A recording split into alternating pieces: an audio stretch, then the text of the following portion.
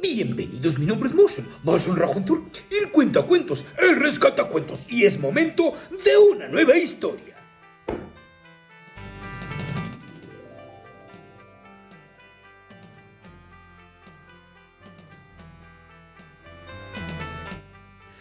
Hola, me da mucho gusto verlos aquí el día de hoy. Estoy muy contento porque llegamos a una semana más de cuentos y cada vez el canal ahí va volviendo a recuperar el ritmo que tenía. Les recuerdo que este sábado 20 de noviembre a las 7 de la noche, hora de México, por el programa de Plataforma Radio Digital, que aquí acá arribita les voy a dejar el link también de su canal. Me podrán ver en la entrevista que me van a hacer en vivo. Así es, a las 7 de la noche, hora de México. Para nuestros queridos amigos de otros lados del mundo, por ejemplo de España, que son 7 horas más y les tocaría en la madrugada, recuerden que en esta plataforma, en este canal de Plataforma Digital, se quedará grabado el programa para que puedan verlo más adelante, aunque no sea en vivo particularmente. Asimismo, a los distintos suscriptores de distintos lados, nada más recuerden, no sé cuál sea el uso horario, dependiendo de México. En México es a las 7 de la noche, tal vez sean horas más u horas menos. Entonces, para que vayamos viendo esa parte. Pues muy bien. Vámonos al segundo cuento de esta semana de mi querido amigo Hans Christian Andersen. Este es un cuento un poquito largo, pero es muy bonito y tiene una gran moraleja. Pues muy bien, este cuento se llama Cada cosa en su sitio, de mi amigo Hans Christian Andersen. ¿Listos? Pues vamos ahí. De esto hace más de 300 años. Detrás del bosque a orillas del gran lago se levantaba un viejo palacio rodeado por un profundo foso en el que crecían cañaverales, juncales y carrizos. Junto al puente en la puerta principal había un viejo sauce cuyas ramas se inclinaban sobre las cañas. Desde el valle llegaban sones de cuernos y trotes de caballos. Por eso la pastorcilla, esta zagala, se daba prisa en sacar a los gansos del puente antes de que llegase aquella partida de cazadores que se escuchaban. Venía esta a todo galope, y esta muchachilla hubo de subirse de un brinco a una de las altas piedras que sobresalían junto al puente para no ser atropellada por los caballos que venían en tropel. Era casi una niña, delgada y flacucha, pero en su rostro brillaban dos ojos maravillosamente límpidos. Sin embargo, este caballero no reparó en lo mínimo en esos ojos. A pleno galope, blandiendo el látigo por puro capricho, dio con el pecho de la pastorcilla con tanta fuerza que la derribó. ¡Ja! ¡Cada cosa en su sitio!, exclamó. Y el tuyo es el estercolero de las vacas. Y soltó una carcajada, pues el chiste le pareció muy gracioso, y los demás de su comitiva le hicieron coro. Todo el grupo de cazadores prorrumpió en un estridente griterío al que se sumaron los ladridos de sus perros. Era lo que dice la canción: borrachas llegan las ricas aves. Dios sabe lo rico que era este hombre. La pobre muchacha, al caer, se alcanzó a agarrar y aferrar de las ramas colgantes del sauce, y gracias a ella pudo quedar suspendida sobre el barrizal antes de caer sobre todo el barro. Así es. En cuanto a los señores y a la jauría hubieron desaparecido por la puerta, ¡ay, pobre ella! Trató de salir de su atolladero, mas sin embargo la rama se quebró y la muchachita cayó en medio del cañaveral, directo hacia el barro, sintiendo en el momento de que a punto de caer que la sujetaba una robusta mano. Era un joven comerciante, un buhonero, así es, que habiendo presenciado toda la escena desde alguna distancia, había corrido rápidamente en auxilio de la pobre muchacha. Cada cosa en su sitio, dijo, remedando al noble en tono de burla y poniendo a la muchacha en un lugar seco. Luego este buhonero, este comerciante, intentó adherir la rama quebrada al árbol, pero eso de cada cosa en su sitio no siempre tiene la mejor aplicación, y la rama pues ya estaba desprendida y ya no calzaba en el viejo sauce. Así que la clavó en la tierra reblandecida y le puso: crece si puedes, crece hasta convertirte en un gran árbol del que saca una buena flauta para la gente del castillo. Cumple tu destino. Con ello quería augurar al noble y a los suyos su bien merecido castigo. Subió después este buhonero hacia el palacio porque iba a vender sus mercancías, aunque no lo dejaban pasar del salón de fiestas al salón de fiestas, ya que no era lo suficientemente distinguido para el castillo. Al pobre buhonero solo le permitieron entrar en la habitación de la servidumbre, donde fueron examinadas sus mercancías y discutidos los precios. Pero en el salón se celebraba un banquete que llegaba hasta esos aposentos con el griterío y el alboroto de lo que intentaban ser canciones, pero no sabían hacerlo y lo hacían cada vez peor. Resonaban las carcajadas y los ladridos de los perros, se comía y se bebía con el mayor desenfreno. El vino y la cerveza espumeaban en copas y jarros y hasta los mismos canes, los mismos perros, participaban en el festín. Los señoritos tomaban a sus cachorros, a sus perros, los besaban después de secarles el hocico con las largas orejas colgantes. Ay, nuestro pobre comerciante, este buhonero, fue al fin introducido al salón con sus mercancías. La verdad es que los señoritos solo querían divertirse con él. Él vino y les ofreció su mercancía. Sin embargo, las bebidas embriagantes ya se les habían subido a la cabeza. Los licores ya se les habían, como dije, subido a la cabeza y habían expulsado de ellas a toda cordura y razón. Le sirvieron una cerveza en un grueso calcetín de cuero para que bebiese con ellos. Pero deprisa, deprisa, una ocurrencia por demás graciosa, creían ellos. Rebaños enteros de ganado, cortijos con sus campesinos fueron jugados y perdidos a una sola carta. Realmente era un desenfreno impresionante el que se vivía ahí. Cada cosa en su sitio, dijo el buhonero cuando hubo podido escapar sano y salvo de aquella Sodoma y Gomorra, como él mismo la llamó. Mi sitio es el camino bajo el cielo y no allá arriba. Y desde el vallado se despidió de la misma muchachilla de la zagala con un gesto en la mano. Ambos jóvenes, y bueno, se llevaban bien. Pasaron los días y las semanas, y aquella rama quebrada de sauce que el buhonero plantara junto al foso seguía verde y lozana. De esta hermosa planta incluso empezaban a salir de ella nuevos vástagos. Así es, empezaba a florecer. La doncella vio que había echado raíces, lo cual le produjo un gran contento, pues le parecía como si fuera su propio árbol. Así fue prosperando el joven sauce, mientras que la propiedad cercana donde vivían los señoritos, todo decaía y marchaba de revés. A fuerza de francachelas, fiestas y juego, dos ruedas muy poco apropiadas para hacer avanzar un carro, la propiedad se deterioraba y la fortuna se perdía.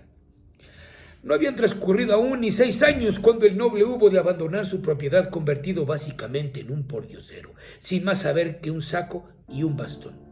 Esta propiedad la compró un rico comerciante, sí, un buhonero, el mismo que un día fue objeto de burlas de sus antiguos propietarios.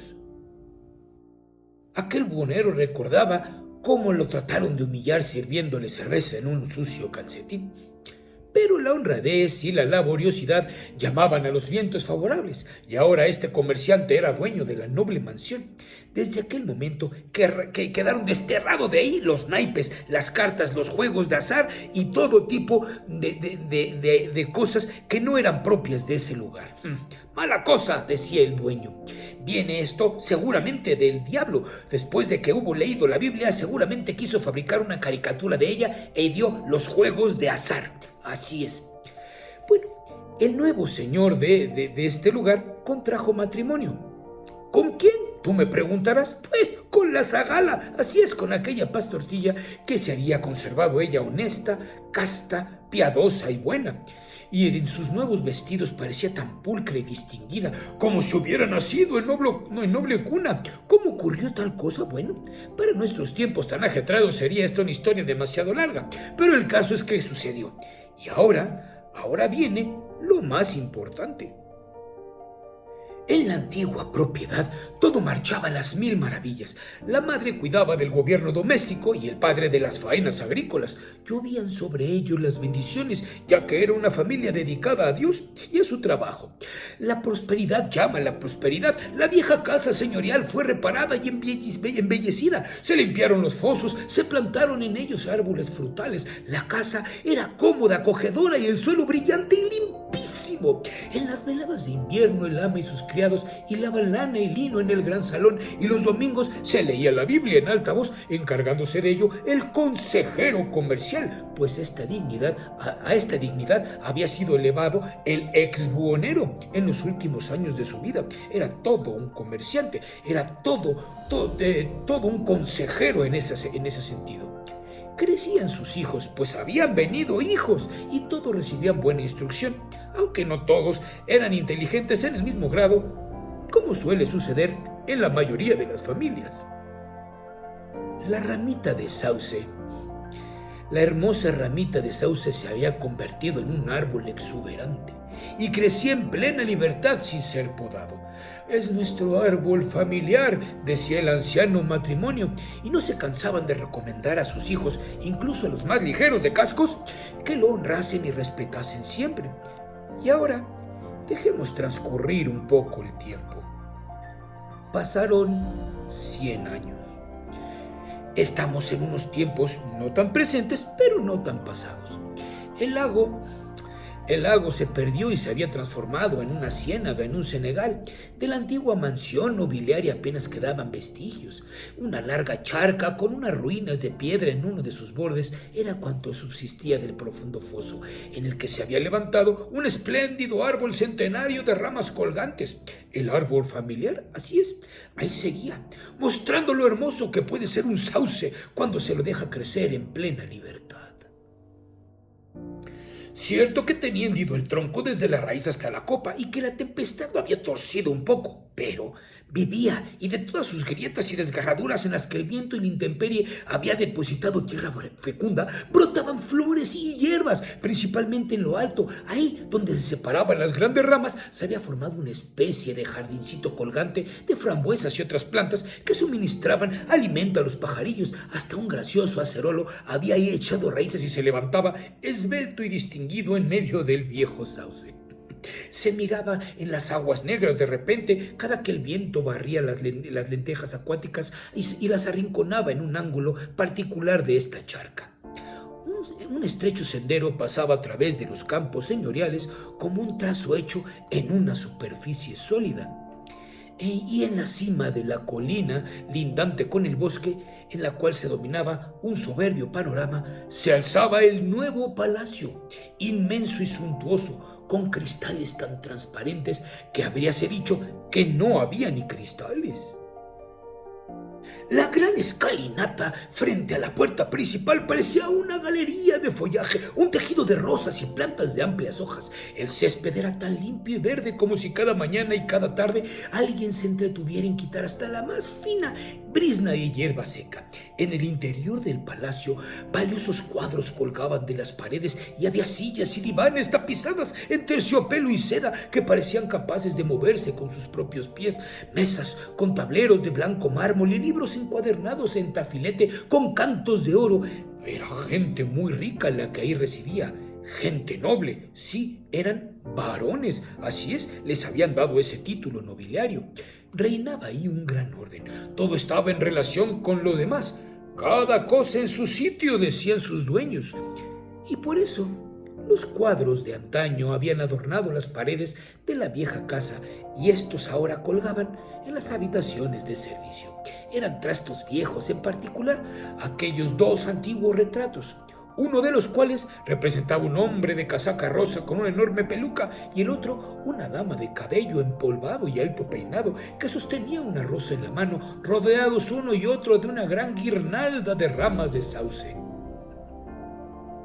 Los dos cuadros presentaban numerosos agujeros producidos por los varonecitos que los habían tomado por blanco de sus flechas. Sí, estos cuadros habían pertenecido al consejero comercial y a la señora consejera, fundadores de aquel linaje. Sin embargo, no pertenecen del todo a nuestra familia, dijo uno de los varonecitos. Él habría sido comerciante buhonero y ella había sido una zagala, una pastora. No eran como papá y mamá. Aquellos retratos eran trastos viejos y cada cosa en su sitio, se decía. Por eso el bisabuelo y la bisabuela habían ido a parar al cuarto de la servidumbre. El hijo del pastor local estaba de preceptor en el palacio. Un día salió con los señoritos y la mayor de las hermanas que acababa de recibir su bautismo. Iban por el sendero que conducía al viejo sauce y por el camino la jovencita hizo un ramillete de flores silvestres. Cada cosa en su sitio, dijo, y de sus manos salió una obra artística de rara belleza. Mientras disponía este hermoso ramo, escuchaba atentamente cuanto decían los otros y sentía un gran placer oyendo al hijo del pastor hablar de la fuerza de Dios, de la naturaleza y de los grandes hombres y mujeres. Era una muchacha de alma sana y elevada, de nobles sentimientos y dotada de un corazón capaz de recoger amorosamente cuanto de bueno había creado Dios. Se detuvieron junto al viejo sauce.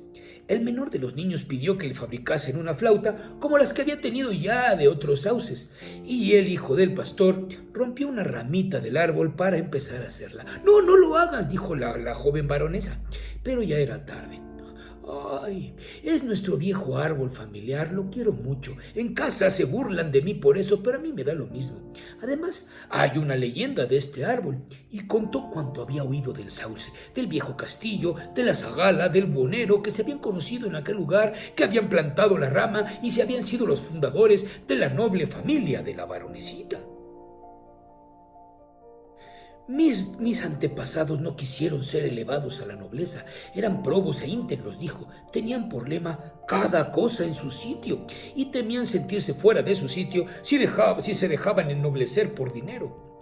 Su hijo, mi abuelo, fue el primer varón. Tengo entendido que fue un hombre muy sabio, de gran prestigio y muy querido de príncipes y princesas, que lo invitaban a todas sus fiestas. A él va la admiración de mi familia, pero yo no sé. No sé, yo me siento que con los viejos bisabuelos me inspiran más simpatía. Qué vida tan recogida y patriarcal debió de llevarse en el viejo palacio, donde el ama hilaba en compañía de sus criadas y el anciano señor leía la Biblia los domingos en voz alta.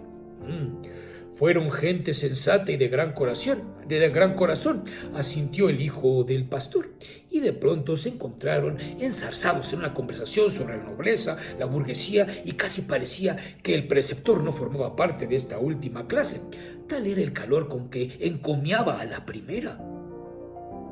Es una suerte pertenecer a una familia que se ha distinguido y por ello llevar un impulso en la sangre, un anhelo de avanzar en todo lo bueno. Es magnífico llevar un apellido que abre el acceso a las familias más encumbradas. Nobleza es palabra que se define a sí misma. Es la moneda de oro que lleva su valor en su cuño. El espíritu de la época afirma, y muchos escritores están de acuerdo con ellos, naturalmente, de que todo lo que es noble ha de ser malo y disparatado, mientras que en los pobres todo es brillante y tanto cuanto más se baja en la escala social. Pero yo no comparto ese criterio, es completamente erróneo y disparatado. En las clases superiores encontramos muchos rasgos de conmovedora grandeza. Mi padre me contó uno, al que yo podía añadir otros muchos. Un día se encontraba de visita en casa distinguida en la ciudad en la que, según tengo entendido, mi abuela había criado a la señora. Estaba mi madre en la habitación al lado del noble y anciano señor cuando éste se dio cuenta de una mujer de avanzada edad que caminaba penosamente por el patio apoyada en 2 muletas. Y proseguía el hijo del pastor. Todos los domingos venía a recoger unas monedas. Es la pobre vieja, dijo el señor, le cuesta tanto andar, y antes de que mi madre pudiera adivinar su intención, había cruzado el umbral y corría escaleras abajo. Él, su excelencia en persona, al encuentro de la mendiga para ahorrarle el costo del esfuerzo y subir a recoger la limosna. Es solo un pequeño rasgo, pero como el óvulo de la viuda, resuena en lo más hondo del corazón y manifiesta la bondad de la naturaleza humana, no de la clase. Y este rasgo es el que se debe destacar el poeta, y más que nunca en nuestro tiempo, pues reconforta y contribuye a suavizar diferencias y a reconciliar a la gente. Pero cuando una persona, por ser de sangre noble y poseer un árbol genealógico como de caballos árabes, se levanta como estos sobre sus patas traseras y relincha en las calles y dice en su casa: aquí ha estado gente de la calle, porque ha entrado alguien que no es de la nobleza, entonces la nobleza ha degenerado, ha descendido a la condición de una máscara como aquella máscara de Tepis. Todo el mundo se burla del individuo y la sátira se ensaña con él. Bueno, pues tal fue el discurso del hijo del pastor. Era un poco largo y entre tanto había quedado tallada la flauta. Había recepción en el palacio y asistían muchos invitados de los alrededores de la capital y damas vestidas con el mayor o menor gusto. El gran salón pululaba de visitantes. Reunido en un grupo, veíase a los clérigos de la comarca, retirados respetuosamente en un ángulo de la estancia, como si preparasen para un entierro, cuando en realidad aquello era fiesta, solo que no había empezado de verdad. Había de darse un gran concierto para ello. El varonecito había traído su flauta de sauce, pero todos sus intentos y los de su padre por arrancar una nota del instrumento habían sido vanos, y así lo habían arrinconado a ese instrumento por inútil. Se oyó música y canto de la clase que más divierte a los ejecutantes, aunque por lo demás muy agradable. ¿Así que también usted es un virtuoso?, preguntó un caballero, un auténtico hijo de familia, al hijo del pastor. Toca la flauta y la fabrica usted mismo. Ese es el genio que todo lo domina y a quien corresponde el lugar de honor. ¡Dios nos guarde! Yo marcho al compás de la época y esto es lo que procede. ¿Verdad que va a deleitarnos usted con su pequeño instrumento? Y le dio al hijo del pastor la flauta que había tallado con la rama del sauce de la charca. Y con voz clara y sonora anunció a la concurrencia que el preceptor de la casa los obsequiaría con un solo de flauta. Fácil es comprender que lo que proponíase este caballero era burlarse del hijo del pastor, por lo que el joven se resistía, a pesar de ser un buen flautista. Pero tanto insistieron y lo importunaron que tomando el instrumento se lo llevó a los labios. La verdad es que era una flauta maravillosa, y salió de ella una sola nota prolongada, como el silbido de una locomotora, y más fuerte aún, que resonó en toda la finca y más allá del parque y el bosque y por todo el país, en una extensión de millas y millas, y al mismo tiempo se levantó un viento tempestuoso que bramaba y se escuchaba cada cosa en su sitio. Y ya tenés al varón, al papá, volando como llevado por el viento a la casa de los pastores que estaba ahí, a los pastores de ovejas, y al pastor volando de regreso al palacio, aunque no al salón, pues no podía entrar. Eso sí, al cuarto de los criados, donde quedó en medio de toda la servidumbre, y aquellos orgullosos lacayos en librea y medias de seda quedaron como paralizados al ver el espanto de un individuo de tan humilde categoría sentado a la mesa con ellos. En el salón la varonecita fue trasladada a la cabecera de la mesa, el puesto principal, y a su lado vino a parar el hijo del pastor, como si fueran una pareja de novios. Un anciano conde de la más rancia nobleza del país permaneció donde estaba, en un lugar de honor, pues la flauta era justa, como se debe ser. El caballero chistoso, aquel hijo de familia que había provocado esa catástrofe, voló de cabeza al gallinero, y no fue él solo, no. El son de la flauta se oía varias leguas a la redonda y en todas partes ocurrían cosas muy extrañas. Una rica familia de comerciante que usaba carroza de 4 caballos se vio arrojada del carruaje y ni siquiera le dejaron un puesto detrás.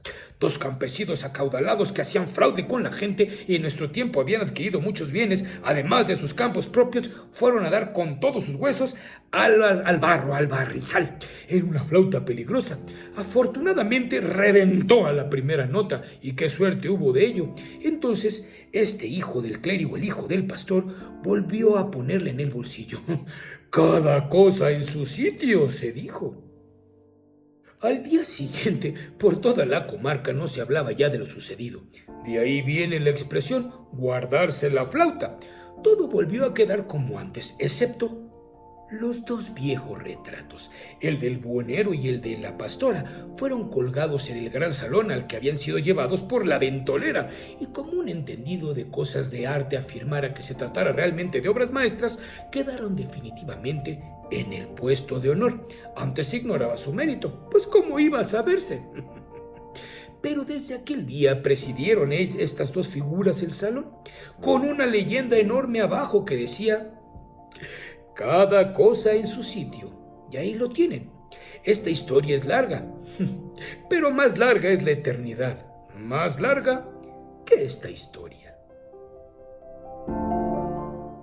La moraleja de nuestra historia es muy clara. Cada cosa en su sitio, cada persona en el lugar en que nos corresponde. No por tener más dinero o educación, tenemos más clase o somos de otra categoría. Todos somos personas y debemos tratar con ese respeto a nuestros semejantes. Así es, cada cosa en su sitio. No sirve una cosa para la que no esté diseñada, usarla para ello. Entonces, dejemos las cosas como deben ser. Honremos a nuestros padres. Así es, honremos a nuestros ancestros, recordémoslos con muchas ganas. No sabemos los sacrificios que hicieron para llevarnos a donde estamos, o a nuestros padres, los sacrificios que hacen día con día simplemente para llevarte un plato de comida a la mesa. Honremos a nuestros padres, a nuestros ancestros, a nuestros abuelos. Escuchemos los consejos de quien tiene más años. Démosle el lugar que corresponden y sobre todo honremos a Dios. No nos burlemos de lo que Él hace. No, tengan cuidado, de Dios nadie se burla. Asimismo, honremos todo lo que nos dan nuestros padres. Honremos nuestros dones y talentos con los que podemos alegrar a la gente y alegrar a Dios. Honremos en nuestro trabajo, honremos lo que hacemos y no por tener una posición diferente nos creamos superiores a los demás. Todos somos ignorantes de alguna manera en algún arte.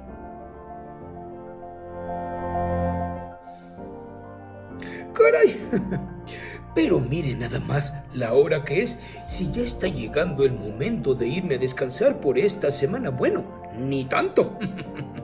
¿Por qué? Bueno, pues recuerden que este sábado 20 de noviembre a las 7 de la noche, hora de México, tendremos la entrevista en vivo con un servidor en el canal de Plataforma Radio Digital. Les vuelvo a dejar aquí arriba la liga de donde podrán verse la entrevista. Los que estamos en otro uso horario del de México, recuerden que quedará grabado ahí mismo en esta plataforma, en este canal, para que la puedan ver más adelante. Me encantaría que todos pues pudieran verla y además comentarla. Me encantaría a todos poderlos ver por ahí, porque voy a estar completamente en vivo en ese horario. Pues muy bien, si te ha gustado esta historia, no olvides dejar tu pulgar arriba y compartirlo por todos lados en todas tus redes sociales. Recuerda también que lunes y miércoles estamos en las plataformas de Facebook, de Instagram y de TikTok con nuestra sección de ¿Sabías qué? De datos curiosos de nuestros cuentos, autores, libros y personajes favoritos. Si no estás suscrito al canal, este es el mejor momento para hacerlo y activa la campanita para que martes y jueves te llegue la notificación cuando subimos nuevo video. Recuerda que aquí abajo están también nuestras redes sociales y la manera de ponerte en contacto conmigo si quieres que te acompañe en algún evento. Así es, y bueno, recuerda que si quieres que te salude, tienes que ser de los primeros comentarios para que una semana después yo te mande saludos. Y vámonos a los de esta semana. A mi querido Garnipe, a Lucas Camarena, feliz cumpleaños que acaba de pasar, a Pablo, a Graci y a todos los muchachos del Centro Aspades. A Víctor Hugo Espinosa, mi querido amigo, muchas gracias. A Juan S. Torres y un saludo hasta Bogotá, Colombia. A Adriana López y desde Facebook a mi querido amigo Eduardo Flores y a María del Carmen B.K. Fan. Asimismo a nuestros queridísimos Patreons, Oscar Cueva, John Leo, que también por cierto muy feliz cumpleaños mi querido John Leo, y a Eder Muñoz. Pues muy bien, colorín colorado, la historia de hoy ha terminado. Yo soy Martian Rajontur, el cuentacuentos, el rescatacuentos. Nos vemos muy pronto si el tiempo así lo quiere. Hasta la próxima.